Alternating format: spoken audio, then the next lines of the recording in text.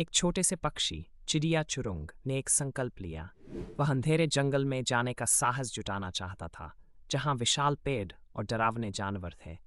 चुरुंग की माँ हमेशा उसे चेताती थी, लेकिन उसने अपने सपनों के पीछे जाने का निश्चय किया। चुरुंग ने एक सुबह सूरज के उगने के साथ अपने पंख फैलाए और उड़ान भरने लगा। जैसे ही वह जंगल में पहुंचा, उसे अंधेरा और भयावह लगा, लेकिन चुरुंग ने सोचा, मैं अपने डर को पार कर जाऊंगा। उसने अपने छोटे छोटे दोस्तों की मदद मांगी। एक तितली, एक मेंढक और एक कछुआ उसके साथ हो गए। वे मिलकर अंधेरे में चलने लगे। चुरुंग ने देखा कि जंगली फूलों की खुशबू और पेड़ों का संगीत कितना सुंदर था। जैसे जैसे वे आगे बढ़ते गए, चुरुंग ने अपने दोस्तों को बढ़ावा दिया और उन्हें बताया कि हर कदम पर नई खोजें हैं। अचानक एक बड़ा भेड़िया उनके सामने आ गया। चुरुंग ने अपनी पूरी ताकत से भेड़िए को चिल्लाया, हम दोस्त हैं।